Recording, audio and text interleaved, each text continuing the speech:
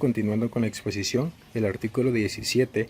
que se refiere a la revocación, regula que si el condenado se apartase en forma injustificada de las reglas de conducta impuestas o cometiere delito doloso dentro del plazo de prueba, se revocará la suspensión y cumplirá el resto de la pena. Es decir, que si el condenado que fue beneficiado por la suspensión condicional de la pena cometiera alguna falta o un delito de carácter doloso,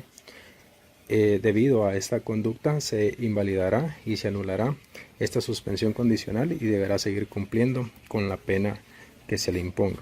o que le corresponda. De la forma, el artículo 18, que se refiere al comiso, establece que caerán en comiso las armas, objetos, dinero, vehículos, inmuebles o valores empleados de la ejecución de los delitos establecidos en esta ley, así como los que sean derivados de los mismos o se adquieran con valores obtenidos en la comisión de tales delitos. Los bienes decomisados de lícito comercio se venderán, es decir, que estos podrán ser subastados y producto de la venta incrementará los fondos privativos del organismo judicial, es decir, que siempre queda en posesión del Estado, específicamente en el OJ, pero serán destinados especialmente a la lucha y prevención de los delitos a que se refiere esta ley, es decir, que serán invertidos en equipamiento o para reforzar la seguridad para prevenir los delitos de esta índole. Se exceptúan los bienes a que se refiere el artículo 57 de la presente ley, los cuales pasarán a formar parte del patrimonio de la Policía Nacional Civil. De la misma manera, el artículo 19, que se refiere a la destrucción judicial de las drogas, regula que cuando se efectúen incautaciones o secuestro de drogas, estupefacientes, sustancias químicas prohibidas o controladas, psicotrópicos o precursores, además de la prueba presuntiva de campo, después de concluir los operativos policiales o fiscales y el traslado, se procederá a realizar inmediatamente el reconocimiento judicial, es decir, las diligencias que realiza la policía junto con el Ministerio Público. Y una vez hecho este reconocimiento, la toma de muestras y el análisis científicos se hará por el perito del INASIF, con la finalidad de establecer la cantidad, peso, pureza y otras características que sobre los mismos requiera el agente fiscal o que considere oportuno el perito. La orden del peritaje para el análisis y el reconocimiento judicial debe ser solicitada por el agente fiscal o auxiliar fiscal directamente al juez incinerador. El análisis se efectuará sobre una muestra científicamente razonable y la diligencia tendrá calidad de anticipo de prueba. Bajo la responsabilidad del juez incinerador, la diligencia del análisis científico será debidamente documentada y el acta respectiva será firmada por todos los partícipes, quienes serán plenamente identificados. En el capítulo 4 se encuentran las circunstancias especiales de la aplicación de las penas y ahí mismo contenido el artículo 20 que se refiere a los cómplices, el cual indica que a los cómplices se les aplicará la pena señalada a los autores, disminuida en una tercera parte o no a criterio del juez, es decir que va a depender del criterio y razonamiento del juez. Esta disposición también comprende al autor de tentativa. En el artículo 21 encontramos las agravantes especiales, es decir, ese efecto negativo en contra del condenado, el cual establece: son agravantes especiales en relación con los delitos comprendidos en esta ley las siguientes: que el hecho afecte o pudiera afectar a menores de edad, mujeres embarazadas, enfermos mentales o personas que padezcan de disminución física; que el autor haya facilitado el uso del consumo de drogas en establecimientos de enseñanza, centros de protección o de recreación de menores, unidades militares o centros de reclusión o penitenciarios, o que el autor sea propietario o encargado de entidades sociales, culturales, recreativas, deportivas o de cualquier naturaleza;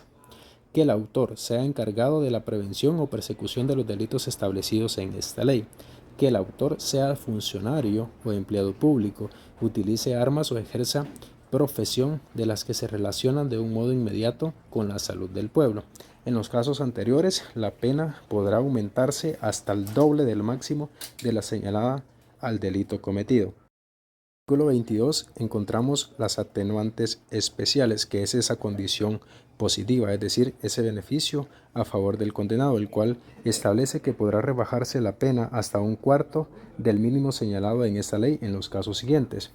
El primero, cuando autores, cómplices o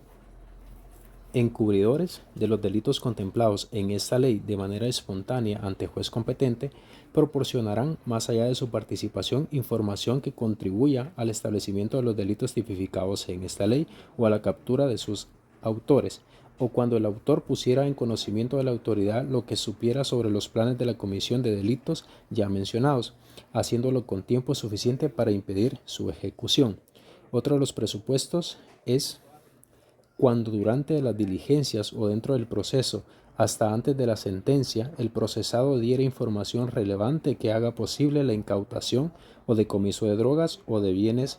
de delitos relacionados con delitos tipificados en esta ley. Pero está condicionado porque dice que la aplicación del beneficio contemplado en este artículo no podrá exceder de la cuarta parte del mínimo de la condena impuesta. De la misma forma, en el capítulo 5, el cual está destinado a las medidas de seguridad, encontramos el artículo 23, el cual se refiere a los presupuestos por el cual el condenado sindicado puede recibir estos beneficios, el cual regula: se impondrán medidas de seguridad y corrección, inciso A, cuando concurran condiciones que imposibilitan la aplicación de una pena por causa de inimputabilidad. B, cuando la reiteración de los delitos a que se refiere la ley presumiere fundantemente la continuación de prácticas delictivas o la realización de las actividades delictivas que ponen en peligro a la sociedad y a los bienes jurídicamente tutelados por la presente ley.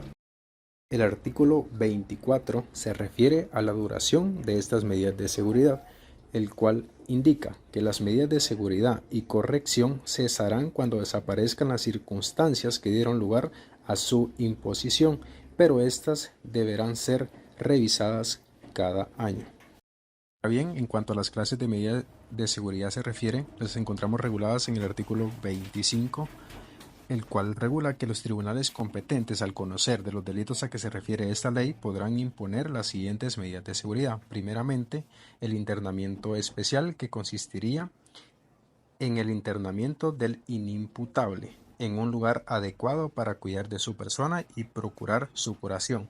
Esta medida de seguridad está destinada específicamente para esas personas que adolecen de alguna enfermedad mental o física, pero de carácter transitorio. Sigue indicando que cuando el juez lo considere aconsejable podrá establecer el tratamiento ambulatorio, fijándose las obligaciones terapéuticas del sometido a la medida bajo control del tribunal. Otra de las medidas de seguridad es el régimen de trabajo, que podrá ordenarse que los delincuentes reincidentes y habituales, así como las personas peligrosas, sean sometidas a un régimen especial de trabajo en una de las granjas agrícolas penitenciarias del país. Y por último, las prohibiciones especiales, que podrán ordenarse la prohibición de residir en determinado lugar o concurrir en lugares específicos. Esto con el fin de evitar que esta persona beneficiada siga perturbando la paz de las demás personas. En el capítulo 6 vamos a encontrar las responsabilidades civiles. Primeramente, en el artículo 26, la reparación civil o también reparación digna, el cual regula: de la comisión de cualquiera de los delitos a que se refiere esta ley, nace la obligación de reparar el grave daño material y moral ocasionado a la sociedad. La obligación es solidaria entre todos los responsables del delito, que sean responsables físicas o jurídicas, y se resolverá en indemnización pecuniaria fijada por el juez en la sentencia y se ejecutará por el tribunal que haya dictado en primera o única instancia por la vía de apremio. De igual forma, en el artículo 27 encontramos regulados los terceros responsables, que son personas que de cierta forma han sido beneficiadas económicamente o de otra forma por la comisión de delitos que se encuentran regulados en esta ley, el cual regula: quien, obteniendo beneficios económicos de los efectos de un delito, aun sin haber sido partícipe en su ejecución, responderá civilmente hasta el monto que hubiera lucrado. Se exceptúa la notoria buena fe en todos los intervinientes del acto. Asimismo, el artículo 28, que se refiere a la preferencia, indica que la reparación del daño causado a la sociedad por el delito tendrá preferencia sobre cualquier otra deuda o sobre la ejecución de las penas y también sobre el pago de la multa. El artículo 29, que se refiere al cálculo, es decir, a la estimación, indica que para calcular el daño material y moral causado a la sociedad se deben de considerar ciertos aspectos. Uno de ellos es el valor de las drogas incautadas. Siguiente, el valor de los bienes relacionados con el delito, así como los objetos e instrumentos utilizados en la acción ilícita. la envergadura de la asociación nacional o internacional a que pertenece el delincuente, la capacidad de producción, fabricación, cultivo y tráfico de drogas, la gravedad del delito cometido y por último las lesiones económicas provocadas a la sociedad para la inversión de recursos en la lucha contra el narcotráfico.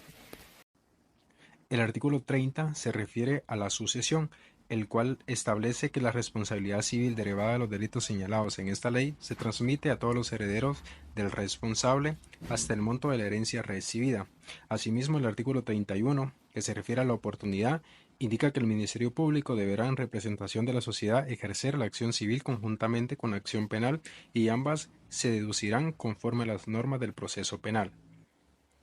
El artículo 32 se refiere a la subsidiariedad, que indica que la acción civil es subsidiaria de la acción penal y el juez resolverá en la misma sentencia inmediatamente después del pronunciamiento de la materia penal. Si la acción penal se extingue o deja de ejercerse por muerte o causa de inimputabilidad antes del pronunciamiento definitivo de la sentencia, el Ministerio Público deberá ejercerla o continuarla en los tribunales competentes. Y por último, el artículo 33, que se refiere al destino, indica que las responsabilidades civiles fijadas por el juez a favor del Estado incrementarán los fondos privativos del organismo judicial con destino específico a las actividades de investigación de los delitos a que se refiere esta ley, así como la persecución, sanción y readaptación social de quienes cometan dichos delitos. Si llegado el caso de resolver no se hubiera establecido total o parcialmente, el monto de las responsabilidades civiles serán fijadas por el tribunal competente en la sentencia condenatoria, con bases a los elementos señalados en este capítulo para su cálculo.